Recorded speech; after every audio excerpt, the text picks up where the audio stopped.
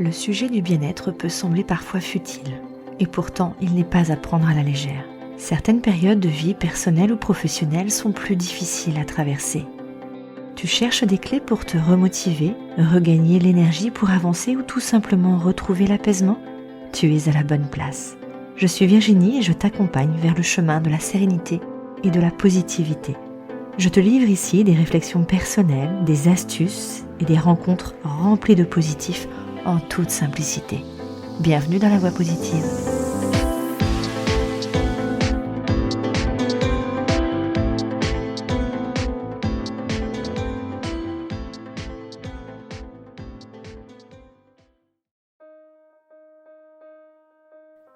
Bonjour, bienvenue dans ce nouvel épisode de la Voie positive, premier épisode d'une série extraordinaire avec Anne Drevon. Comment retrouver le sentiment du sens dans sa vie ? Nous voilà rendus dans ce premier épisode tant attendu, avec des pépites. Tu m'en diras des nouvelles. Bonjour Anne, comment vas-tu ? Écoute, ça va pas mal, hein. Contente d'être là, contente de te revoir. C'est fort sympathique pour cet enregistrement, c'est chouette. Je suis ravie de te retrouver effectivement. Et j'ai plein de questions pour toi. En tout cas, je sais que tu vas pouvoir nous apporter plein de belles choses. Premier épisode, retrouver du sens dans sa vie, cette série. Retrouver ce qui peut avoir du sens dans sa vie, c'est une question qui, à un moment donné, pour chacun d'entre nous, même si ça reste une question unique et personnelle, c'est une question qui se pose à un moment donné. Elle peut faire peur, mais elle peut tellement apporter que j'avais envie qu'on puisse discuter là-dessus, que tu nous apportes tes lumières là-dessus. Ouais, tes lumières, on peut parler de lumière parce que rayonnante comme tu es, forcément ce sont des lumières. Ouais, ça brille là-dedans. Qu'est-ce que tu aurais envie de nous faire partager dans cette question, dans cette première approche de cette super série ? Alors, moi, ce que je propose dans cette première approche, c'est qu'on parle du sentiment de son propre pouvoir. En fait, pour moi, la première chose quand on est un chercheur de sens, on va dire, hein, si tant est que c'est du sens de dire qu'on est un chercheur de sens. Ah, on est les aventuriers du quotidien. Voilà, les aventuriers spirituels du quotidien, on peut le dire. Exactement. La première chose, c'est de retrouver le sentiment de pouvoir. Et comme on en avait parlé quand tu m'as demandé de présenter cette série, moi je trouve qu'on vit une époque où beaucoup de gens se sentent dépouillés de leur propre pouvoir. Alors ils le diraient peut-être pas comme ça, peut-être que vous d'ailleurs, chers auditeurs, vous ne le dites pas comme ça, mais au fond ils ont le sentiment que leur vie est pas ce qu'ils voudraient et que en fait ils peuvent rien y faire. Okay. Donc retrouver le sentiment de pouvoir dans sa vie, la première chose c'est d'avoir le sentiment qu'on peut y faire quelque chose. C'est-à-dire qu'on n'est pas condamné à vivre ce que, on va dire, les autres, pour le mettre, ou la société, ou ce qu'on voit à la télé, ou que sais-je, on n'est pas condamné à devenir cette personne-là ou à choisir ce chemin-là, qu'on en a d'autres possibles. Ouais, ça me fait écho avec un des épisodes du tout début qui s'appelle justement Tu as le pouvoir de choisir et qui est une petite approche effectivement de ce que tu es en train de nous donner là aussi, parce que c'est vrai que on a le choix de subir et on a le choix aussi de ne pas subir. On a ce pouvoir qui parfois s'efface, me semble-t-il, de par le quotidien, de par ce qu'on peut vivre aussi, et c'est ok. Et de temps en temps, on a envie de se dire, il y a justement cette petite flamme qui se dit, mais est-ce que j'ai vraiment envie de vivre ça ? Et oui, est-ce qu'on a vraiment envie de vivre ça ? Moi, je pense que je vais d'abord parler en fait, j'avais pas prévu de faire ça, mais en fait, ça va être comme ça. Parce qu'en t'écoutant, je me dis, je vais d'abord parler de la société dans laquelle on vit. Okay. On vit dans une société où presque, j'allais dire économiquement, alors je parle de chez nous parce qu'il y a des endroits où c'est pas exactement comme ça, mais enfin là, on est en France. Ouais. Économiquement, ou peut-être pas qu'en France d'ailleurs, peut-être des Canadiens, Français avec nous. J'espère bien. Mais bon, on vit quand même dans une société, on va dire occidentale, pour faire bref et pas parler du reste. Où en fait on nous dit qu'il y a un seul modèle, qui est on va dire le modèle économique pour le nommer, mais en fait il y a un seul modèle, qu'il n'y a pas le choix, que au fond on est tout ce qu'on nous demande de faire, c'est sous le couvert de la d'être raisonnable. C'est-à-dire qu'on demande aux gens d'être raisonnables et au fond on leur explique que quand ils font des choix différents ils sont pas raisonnables. On est aussi dans une société où quand même, avec ce virus, les gens ont été enfermés chez eux et mondialement pendant quasiment une année, enfin un peu plus, mais bon, on va dire une année, grosso merdo. Et ça, il faut pas sous-estimer psychologiquement l'effet que ça a eu sur chacun d'entre nous. Ouais. Le sentiment, c'est quand même, alors pour certains, ça a été très positif, hein, on est chez soi, du coup on se découvre, on fait d'autres trucs. Oui, on a réussi à avoir des choses positives, mais dans l'absolu, effectivement. Dans l'absolu, en fait, on était en prison pendant 1 an, quoi. Faut quand même dire ce qu'il y a. Et je ne juge pas de la pertinence de la décision ou pas, ça c'est un autre sujet, mais la réalité psychologique ou la réalité personnelle, c'est qu'on a été enfermé. Donc la première chose, c'est retrouver son propre pouvoir, le sentiment de choisir. Et pour faire ça, le corollaire de ça, c'est sortir de la manipulation, ou ce que les anglo-saxons appellent le gaslighting, c'est-à-dire que le fait que le gaslighting, je sais pas quel est le mot en français, d'ailleurs, je sais même pas s'il existe un mot, c'est faire croire que ce que vous sentez n'existe, vous ne le sentez pas, ce que vous voyez, vous ne le voyez pas, ce que vous entendez, vous ne l'entendez pas, ce que vous pensez, vous ne le pensez pas. On met des filtres sur des filtres, là. Voilà. Et ça, c'est fait de manière globale, puisque, au fond, quand on veut avoir du pouvoir sur les gens, donc on veut pas qu'ils en aient beaucoup, hein, c'est quand même le principe. Hein, on va leur dire que ils sont pas capables, on va leur faire passer ce message-là, qu'ils n'ont pas le choix, et qu'au fond, ce qu'ils peuvent penser, tout ça n'a aucun intérêt, et issu de cerveaux sévèrement atrophiés. Hein, on va dire ça comme ça, pour ne pas dire d'autres mots. Donc la première chose, je dirais, c'est ça. Et comment faire ça, ou se rendre compte de l'endroit où on se fait manipuler?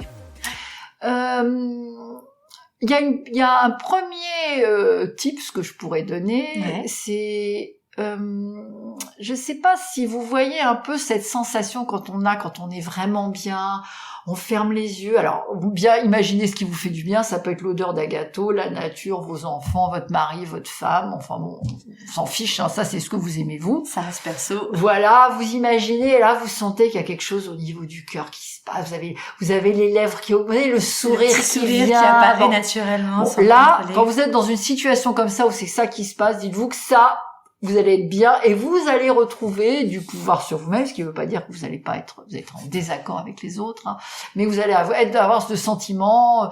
On peut le choisir, on peut le contrôler d'une certaine manière. Voilà, d'une certaine manière. Alors, vous êtes bien.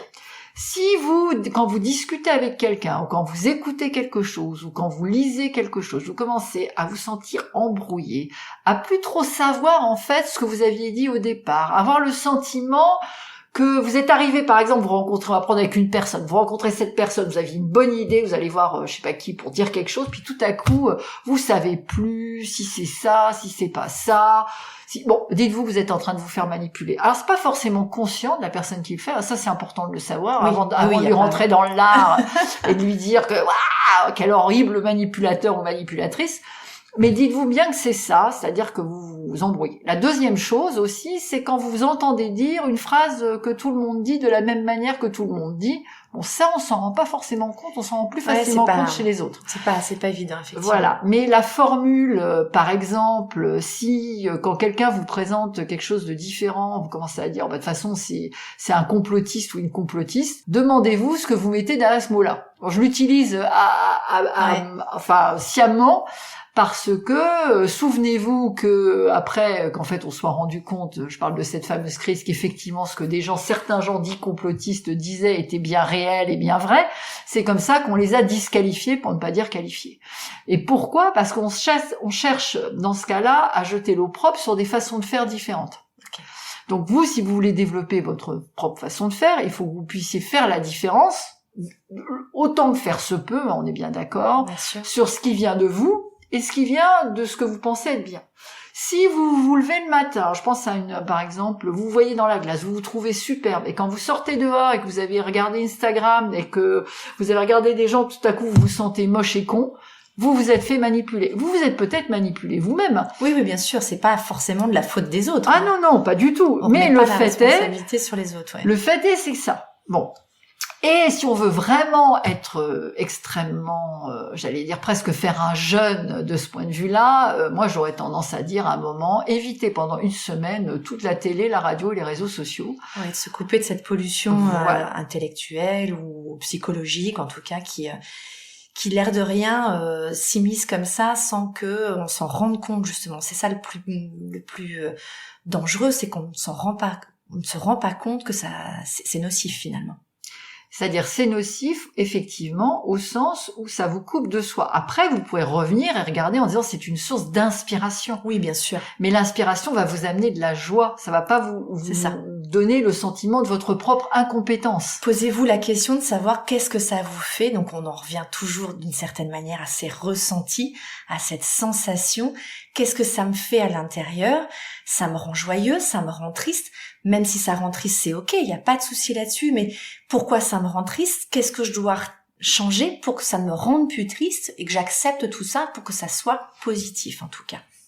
Donc une fois qu'on a repris son pouvoir, bon, c'est un peu reprenez votre pouvoir en 5 minutes. Bon, c'est clair qu'on pourrait s'étendre là-dessus, mais oui, la question c'est le déployer et de le garder et lui donner une forme. C'est-à-dire qu'une fois que vous avez pisté un seul sujet sur lequel, quand vous êtes en train de faire ça, ou d'être ça, ou de dire ça, ou de penser ça, vous vous sentez bien, ben vous l'amplifiez tous les jours. Vous en faites un mantra, vous le transformez en mantra. C'est vraiment entraîner et le cerveau et le cœur et la sensation. C'est vraiment comme du sport ou comme de l'activité physique. Il faut vraiment se redonner l'habitude à votre corps de ressentir cette sensation pour du coup l'amplifier, la vivre au quotidien et limite, quand on en a un manque, on en a beaucoup plus facilement conscience et on peut agir beaucoup plus rapidement.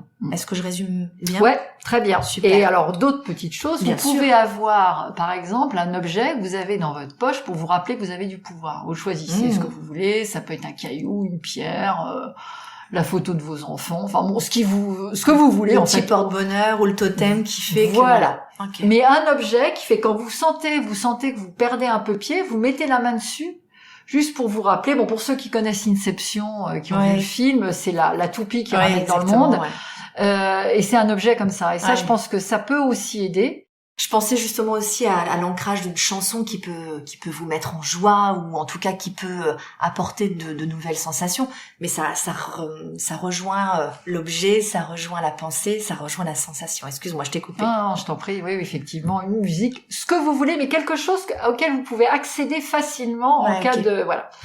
L'autre chose, c'est que si vous êtes face à quelqu'un, alors une situation, bon, la situation globale, ça se fait plus par les médias, quand même. Donc ça, c'est pour ça que je conseille un régime strict sur les médias, on va dire ça comme ça.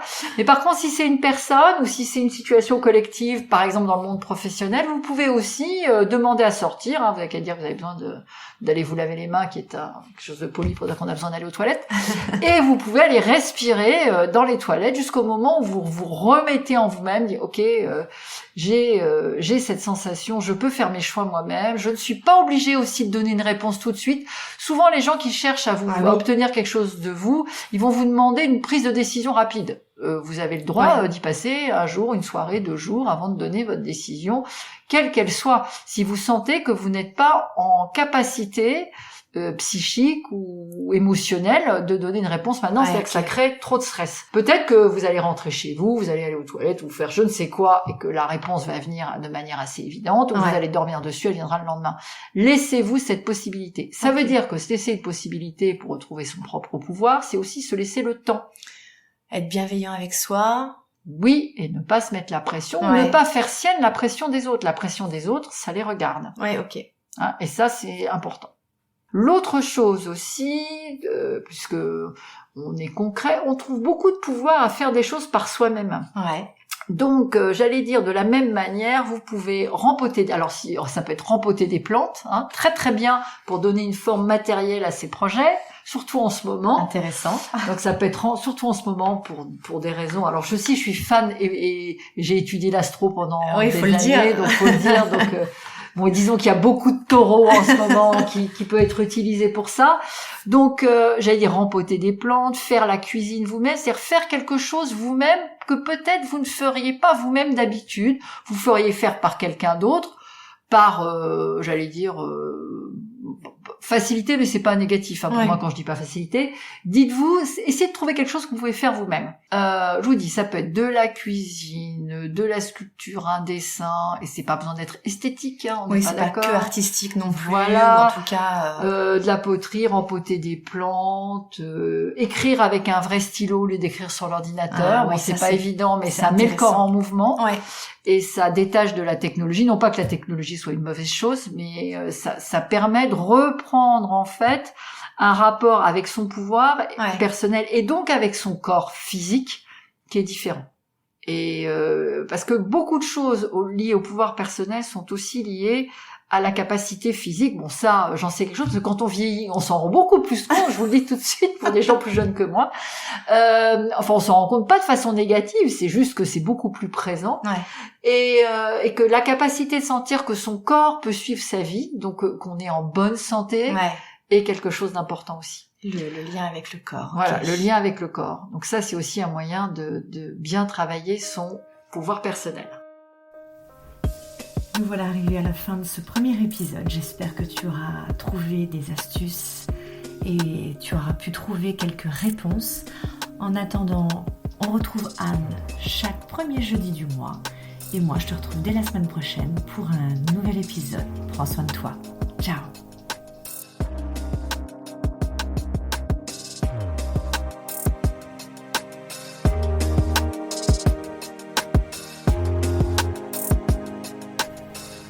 Si ce podcast t'a plu, n'hésite pas à le partager à un ou plusieurs de tes proches ou aux personnes à qui cela pourrait faire du bien de l'écouter. Tu peux également le noter avec 5 étoiles sur iTunes ou sur les autres plateformes si l'épisode t'a plu. Et tu peux me suivre sur tous les autres réseaux sociaux à LVI Sophro Coach. Je te souhaite une belle journée et je te dis à très vite. Ciao.